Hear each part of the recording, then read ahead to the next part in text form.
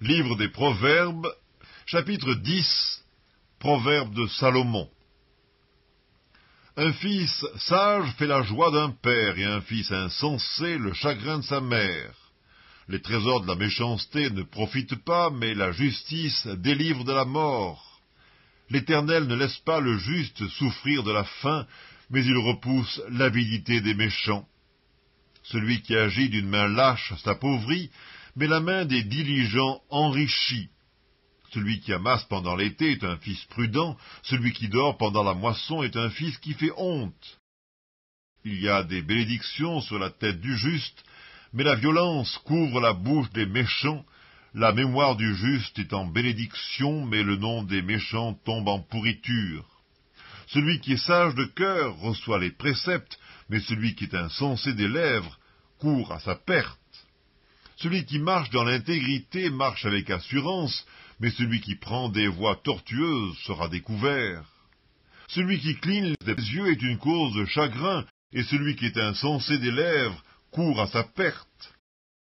La bouche du juste est une source de vie, mais la violence couvre la bouche des méchants.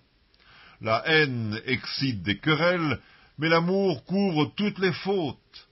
Sur les lèvres de l'homme intelligent se trouve la sagesse, mais la verge est pour le dos de celui qui est dépourvu de sens.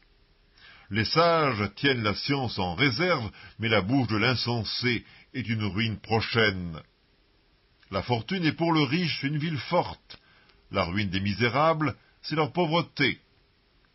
L'œuvre du juste est pour la vie, le gain du méchant est pour le péché. Celui qui se souvient de la correction prend le chemin de la vie, mais celui qui oublie la réprimande s'égare. Celui qui dissimule la haine a des lèvres menteuses, et celui qui répand la calomnie est un insensé. Celui qui parle beaucoup ne manque pas de péché, mais celui qui retient ses lèvres est un homme prudent. La langue du juste est un argent de choix, le cœur des méchants est peu de chose. Les lèvres du juste dirigent beaucoup d'hommes, et les insensés meurent par défaut de raison. C'est la bénédiction de l'Éternel qui enrichit, et il ne la fait suivre d'aucun chagrin. Commettre le crime paraît un jeu à l'insensé, mais la sagesse appartient à l'homme intelligent.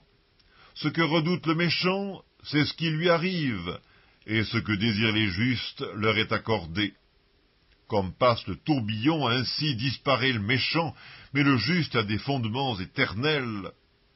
Ce que le vinaigre est aux dents et la fumée aux yeux, tel est le paresseux pour celui qui l'envoie. La crainte de l'Éternel augmente les jours, mais les années des méchants sont abrégées. L'attente des justes n'est que joie, mais l'espérance des méchants périra. La voie de l'Éternel est un rempart pour l'intégrité, mais elle est une ruine pour ceux qui font le mal. Le juste ne chancellera jamais, mais les méchants n'habiteront pas le pays.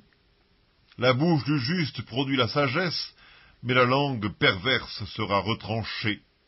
Les lèvres du juste connaissent la grâce, et la bouche des méchants la perversité.